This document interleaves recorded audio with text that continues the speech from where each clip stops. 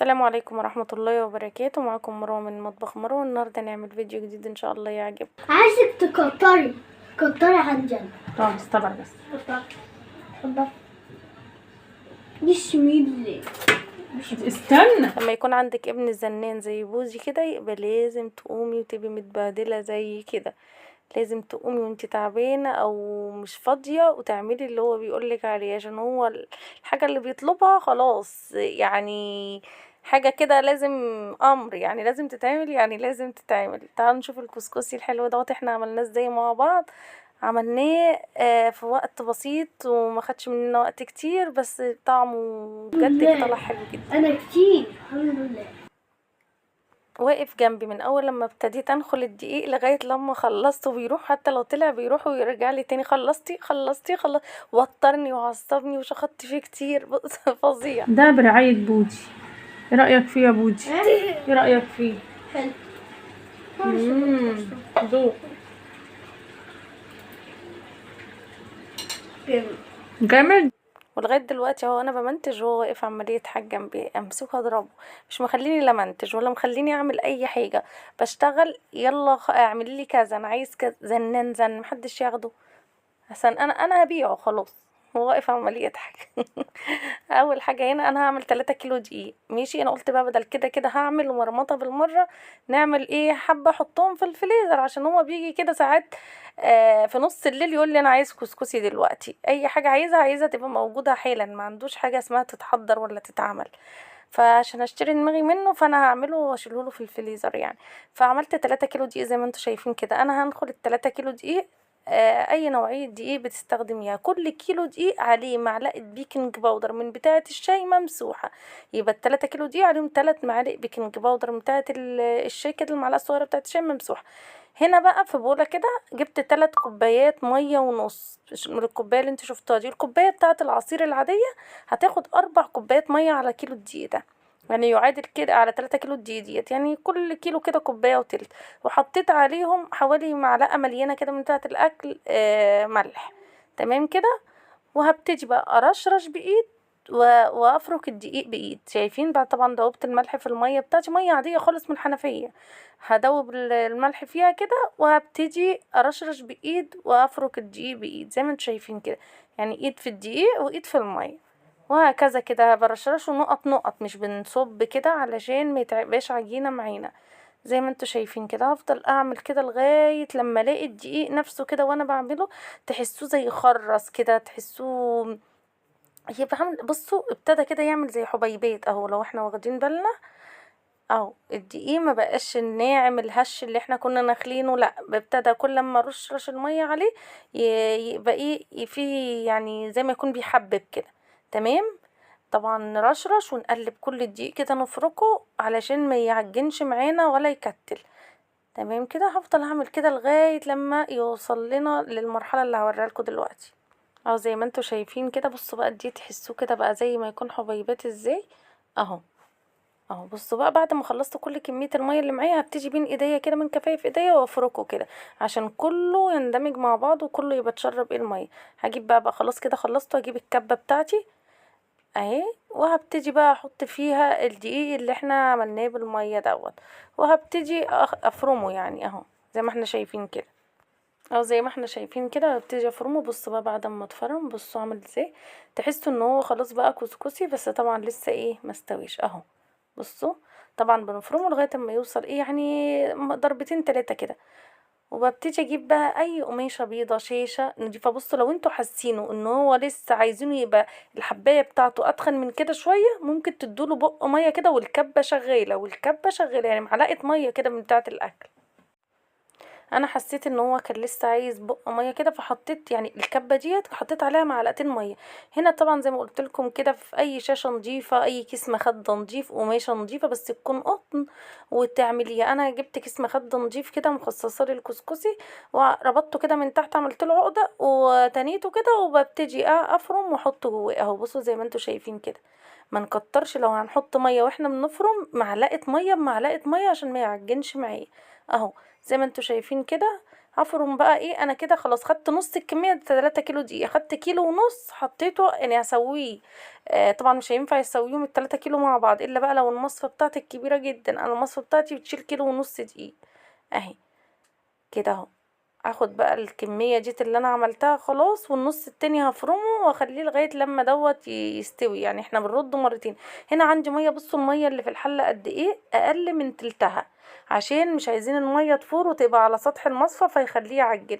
الميه بتغلي كويس جدا، حطيت فيها معلقه ملح وحطيت الكسكسي بتاعي زي ما انتوا شايفين كده وغطيته، وهسيبه بقى على نار عادية، مش عالية خالص ولا يعني اعلى من المتوسطة. وهسيبه 25 دقيقة بالظبط. اول 10 دقايق هطلعه كده واديله دبتين كده، يعني افرطه من بعضه وارجعه تاني يترد لغاية اما ايه ال25 دقيقة يعدوا. تمام. يعني في الاول بنطلعه، هوريلكوا دلوقتي هنفرم بقية الكمية اهي. هحطها بقى في حاجة كده لغاية لما دوت يستوي. بحطها في حاجة ستانلس اهي، بصوا اللي انا بفرمه، لغاية لما ال10 دقايق يعدوا. بعد ما عدوا ال10 دقايق كنت انا خلاص فرمت دول. بصوا اهو، بطلعه كده اهبده تهبدتين واخرج منه الهوا كده بتاع السخونية بتاعة البخار. وبعد كده هرجعه تاني اهو، رجعته تاني عشان بس يتفكك من بعضه، رجعته تاني في المصفى. تمام. بعد بقى اما خلاص بقى فاتوا ال25 دقيقة، يعني في نص الوقت كده بنخبطه تخبطتين ونرجعه تاني. بقى فاتوا 25 دقيقة هطلعه. بصوا بقى، طلعته اهو. هبتدي بقى ايه، طلعنا اهو الكسكسي. بصوا بقى بعد ما طلعته، دي اول رده، احنا بنرده مرتين كده، رديناه مره هتلاقوه مكتل كده، ما تقلقوش خالص. تبتدوا بقى بمعلقه خشب كده عشان بيبقى سخن جدا، تبتدوا ايه تفرطوه يعني.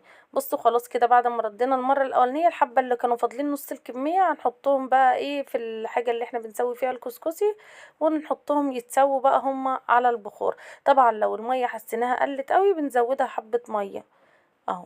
زي ما انتوا شايفين كده برضو هغطيه واحطه في المصفى واغطيه اهو. وخلاص كده هسيبه برضو 25 دقيقة. اول 10 دقايق الاولانيين بطلعه برضو واخبطه كده تخبطتين عشان يفرفر من بعضه. وبعد كده ايه احط، انا بوريلكم ان الحبيبات اللي هي مكتله ببعض اول ما بعملها بايدي كده بتتفرك عادي جدا. وكمان لسه هنفرمها في الكبه.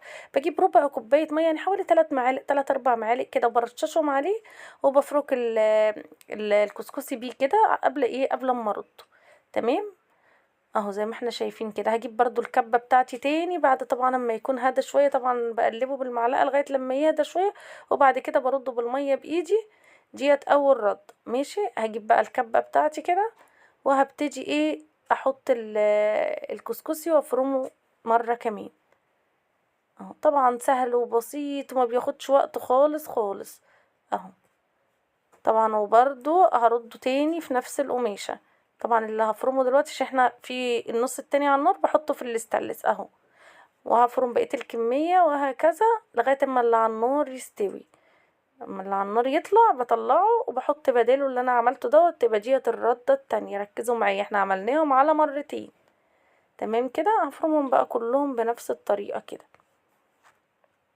طريقته سهلة وبسيطة ومبياخدش وقت خالص خالص. ولو عندك يعني ولادك بيحبوه تقدري تعمليه، واقولك تخزنيه ازاي في الفريزر ويطلع كأنك لسه عاملاه دلوقتي اهو. فرمته كده. بصوا ده بقى اللي كان على النار، ده الجزء التاني اللي كان على النار استوى. اديني هفضيه برضو اهو. وهنعمل فيه زي ما عملنا في الجزء الاولاني بالظبط، برضو ربع كوبايه ميه كده. وهنفكك التكتلات اللي فيه كده بالمعلقه الخشب الاول. وبعد كده ايه هنرده كده يعني، او هنبسه بربع كوبايه الميه. دوت الجزء اللي احنا فرمناه تاني. هنرجعه بقى، دي الرده التانية ليه، ديت الرده التانية. هنرجعه بقى ايه على الحله على المصفى كده. وهنعمل الجزء ده زي ما عملنا التاني بالظبط، وهنفرمه زي ما فرمنا التاني بالظبط. خلاص كده دوت الاولاني بقى. ده تاني رده ليه اهي، رديناه مرتين اهو. بصوا طبعا زي ما قلت لكم، فبص اللي احنا فرمناه هنحط بقى دوت هنرد تاني مره اهو. يبقى دوت اللي احنا حطيناه في الصينيه، ده المره التانية اللي رديناه، ودوت اللي احنا هنرده دي تاني مره رده ليه. كده عملنا ال3 كيلو خلاص اهو. بصوا بقى بعد المره التانية، بصوا التكتلات بفركها كده بالمعلقه بتتفرج في ثواني، ما فيهاش اي حاجه. طبعا سخن جدا جدا. هنا بقى في المره ديت بنبسه ايه، يعني بنحط له السمنه، نرد بقى بالسمنه. تحطي بقى سمنه بلدي كده وتشمي الريحه، ريحته وطعمه خطير. هبتدي طبعا ايه سخن جدا، احاول اعمله بالمعلقه. السمنه هتسيح على طول يعني، ما تقلقيش حتى لو السمنه جامده. انا هبتدي بالمعلقه شويه كده وبايدي شويه لانه سخن قوي، ابتدي افركه كده بين ايديا الاتنين، اي تكتلات فيه بتروح اهو زي ما احنا شايفين كده. بصوا تحفة جدا. طبعا هو لما بيترد اساسا بيزيد، فانت لو المصفى بتاعتك بتاخد كيلو ونص قبل الرد، المفروض نحط لها كيلو بعد الردة التانية، يعني بعد اما الرد الردة التانية نحط لها كيلو بس عشان ما يكتلش ببعضه كده ويعجن. بس انا طبعا عشان انا صراحة مستعجلة فرديتهم على مرتين وبس، مردتش يعني 3 كيلو المفروض كنت اردهم على 3 مرات بس انا مردتهمش. طبعا بصوا انا بغرف لهم رقية وبوجي، بس بوجي طبعا اكتر واقفل لي، بغرف لهم والله من الصينية يا دوبك حطيت له السمنة، مش راضيين يستبروا. بصوا بقى هنا لو احنا عايزين نخزنه في الفريزر، بعبي كده في اكياس، شوف احنا بناكل في المره قد ايه، وبربطه وبحطه في الفريزر، بطلعه قبلها بنص ساعه يا دوبك يفك، وبسخنه كده برشه ميه بسيطه وبسخنه اهو زي ما احنا شايفين كده. ديت المره التانية بقى اللي هو الجزء التاني خلاص كده، دي الردة التانية ليه برضو ايه، هعمله زي المرة زي ما احنا عملنا الاولانيين، برضو هرده بالسمنة وكده وخلاص كده كان الكسكسي بتاعي خلص. طبعا تقدري تفرزيه في الفريزر، بيقعد معاكي وقت كبير عادي جدا، تطلعي على طول على التسخين، ونبقى رضينا كل الاطراف. لما الاستاذ بودي يقول عايز كسكسي في اي وقت نطلع الكيس حبه حبه كده يفك، ونروح جايين مسخنينهوله كانه لسه عاملينه دلوقتي. طبعا بتقدري تسخنيه برضو على حمام بخار عادي خالص، او تقدري تسخنيه عادي على البوتاجاز، بس تقلبيه نار هاديه جدا وتقلبي فيه بسرعه بسرعه بايدك كده، ترشرشي عليه حبيبات ميه كده يعني، مش تدلقي عليه ميه.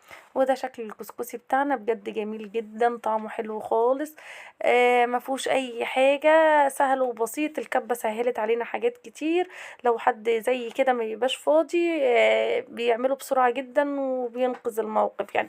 تقدري تاكليه حلو وحادق، طعمه حلو قوي قوي بدل ما تشتريه من بره. يا رب يكون الفيديو عجبكم واستفدتم، ولو عجبكم الفيديو ما تنسونيش في لايك وشير للفيديو. السلام عليكم.